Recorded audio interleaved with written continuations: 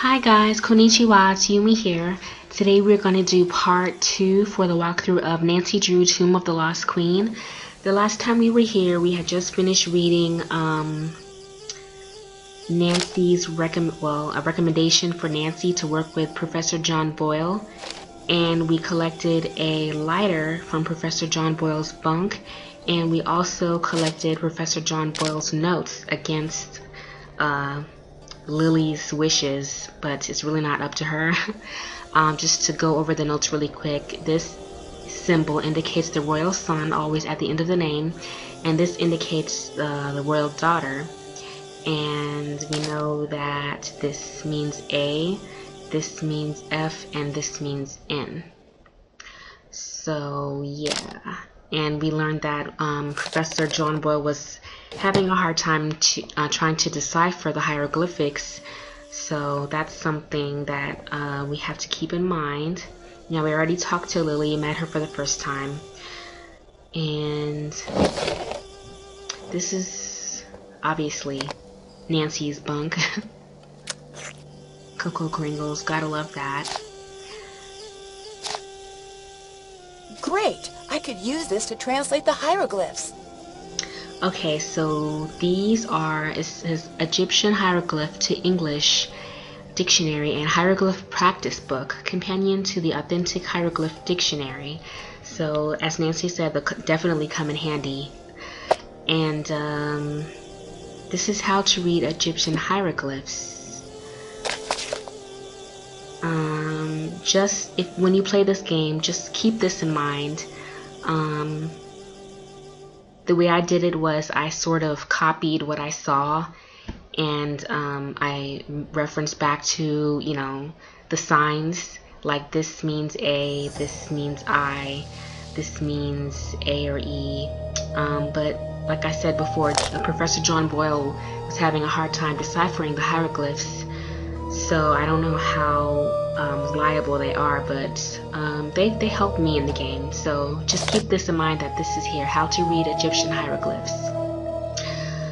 Let's see. Egyptian hieroglyphs are one of the oldest writing systems in the world, dating back to before 3000 BC.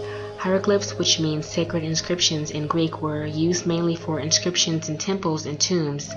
There are three basic groups of signs: phonograms, ideograms, and determinatives. Phonograms, or sound signs, are signs that represent a sound, like the letters in the English alphabet. Unlike our modern alphabet, an individual phonogram could also represent 2 or 3 sounds.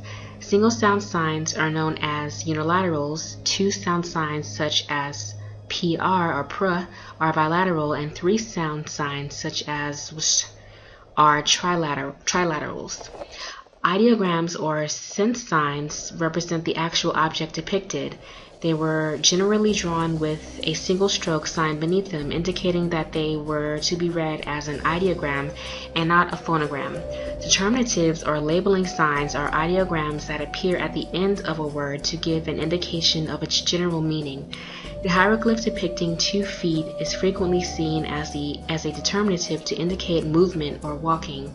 Translating hieroglyph sounds into script is known as transliteration. When translating, it is important to know that ancient Egyptians did not write vowels. Let's see. This allowed for signs to represent a variety of words, and is why names and places can be written differently depending on the translator. For example, Tawret, Taret, and Taret all refer to the goddess Taret. The tables figure 1 and 2 show the unilateral alphabet, which with transliterated hieroglyphs and the English equivalent. Hieroglyphs were written horizontally or vertically, and could be read from left to right or right to left. To determine the direction in which to read, look at the hieroglyphs of living creatures. If they are facing to the left, then read from the left to right. If they are facing right, then read the hieroglyphs from the right to left. Signs could also be stacked together for aesthetic or practical reasons. In that case, always read the sign above first and the sign below second, before moving on to the next sign. Ancient Egyptian is a dead language, unused since the 4th century AD. It remained a mystery until 1822 when scholar Jean-Francois Champollion announced that he had deciphered the hieroglyphs on the Rosetta Stone. Wow, I didn't know Rosetta Stone existed back then. Building upon his discovery, scholars continued to decode the ancient language. Today, hieroglyphs can be read in their entirety. Even though we are able to read hieroglyphs, it remains unknown how the language should sound when spoken. That's interesting. So that's a little lesson on how to read Egyptian hieroglyphs. Now keep these symbols in mind. Always reference back to these. And remember that Nancy has this in her bunk. So you can always read that. So that was Nancy's bunk. And let's see what's in here.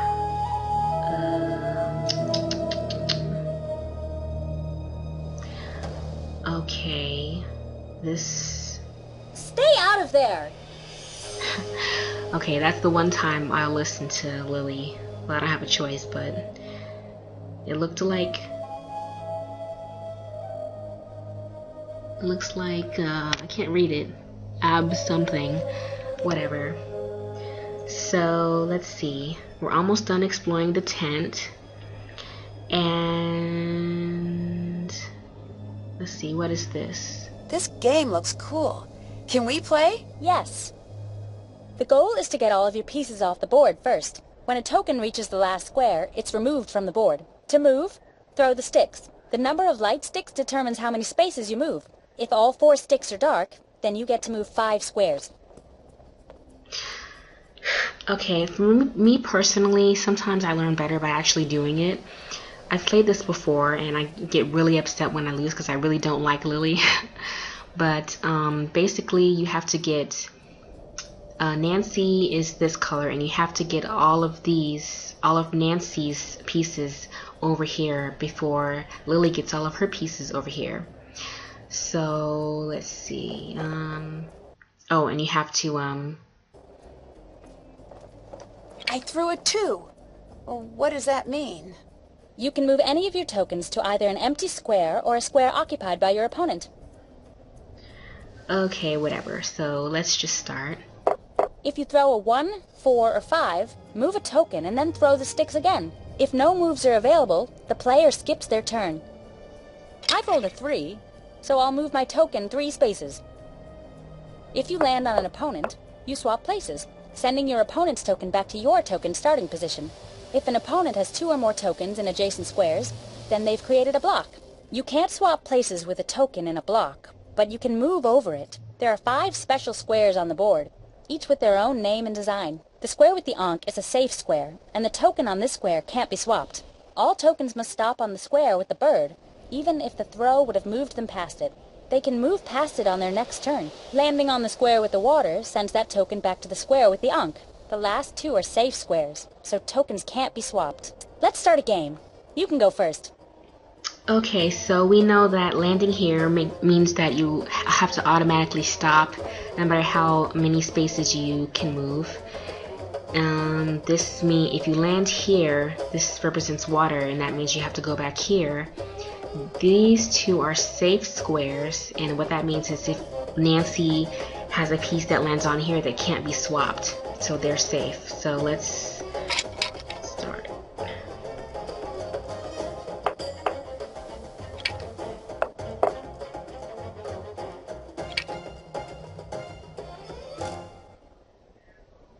I'm trying to decide if I should move this one.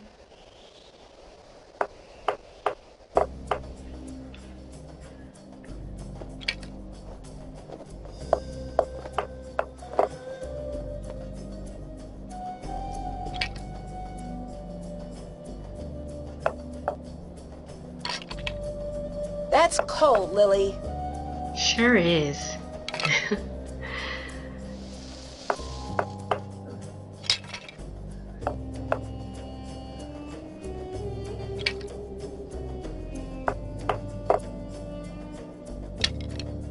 Hey!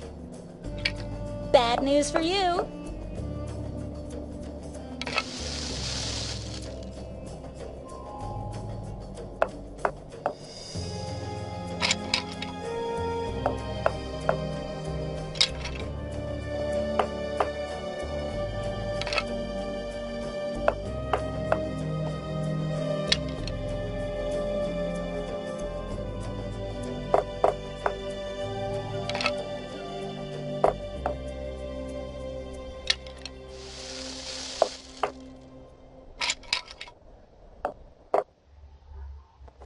Hmm.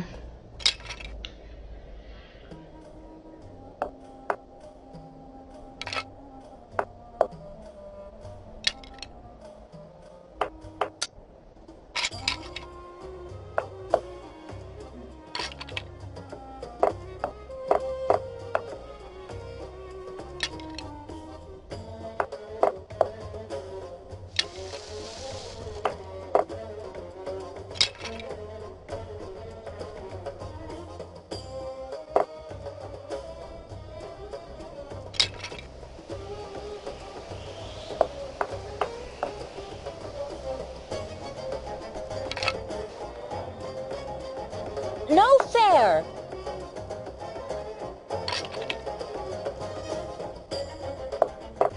Oh! Dang, I shouldn't have done that.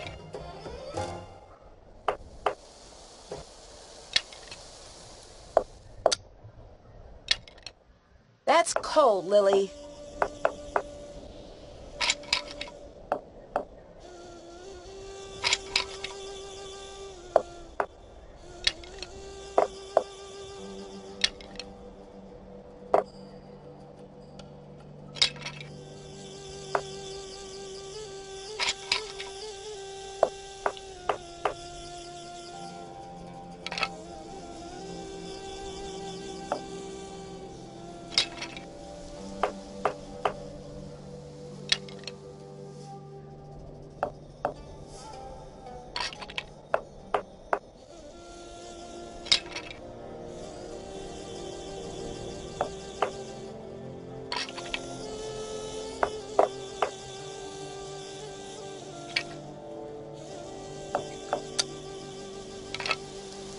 Back to where you came from.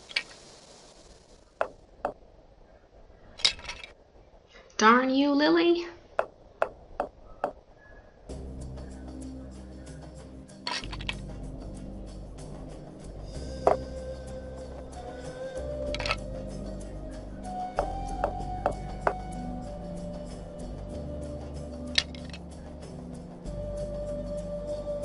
Rats.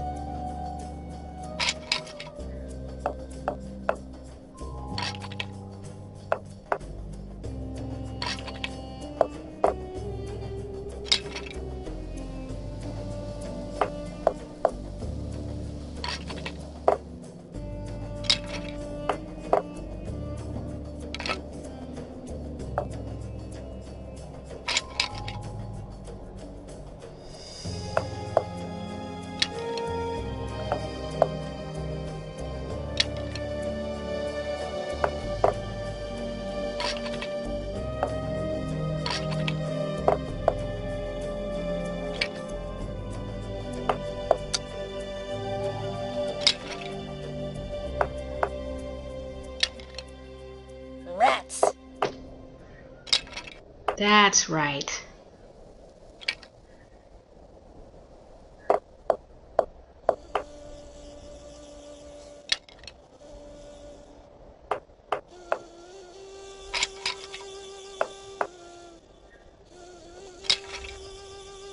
Can't do that. Rats.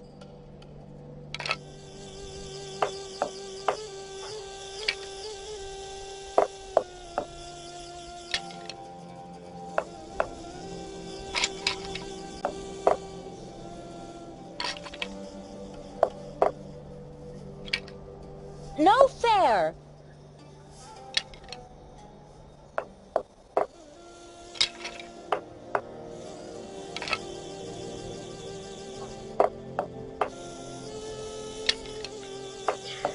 Whew.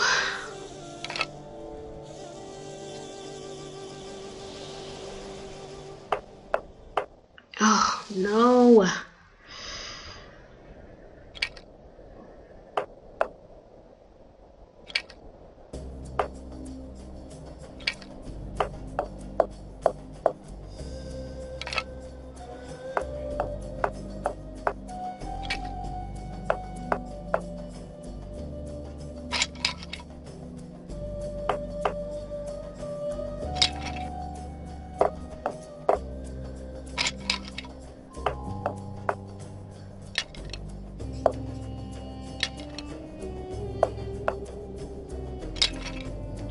Something told me not to do that last move.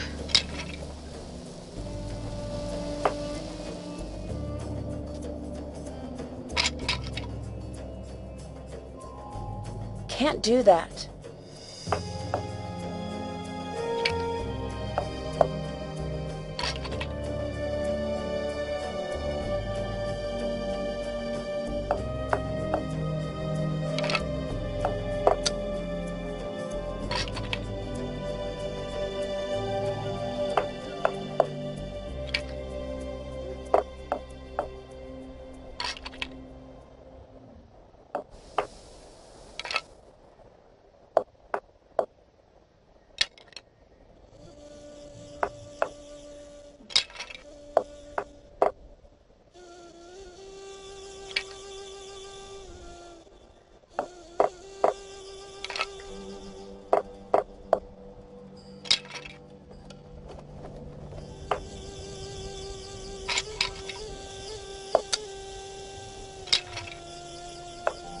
My heart is literally pounding.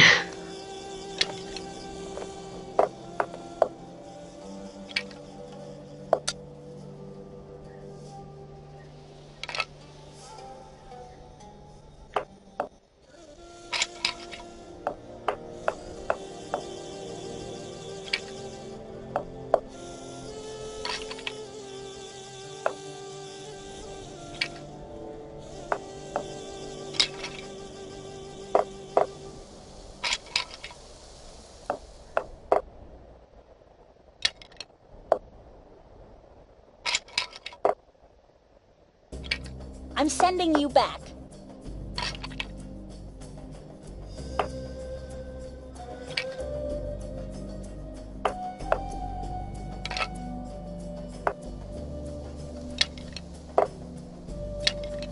No fair!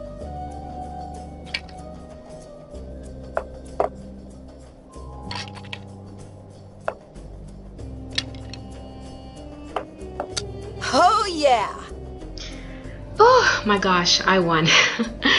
That was nerve-wracking. I thought I was gonna lose. Okay, so this concludes part 2 for the walkthrough of Nancy Drew Tomb of the Lost Queen. I will see you guys here very soon for part 3. Domo arigato gozaimashita!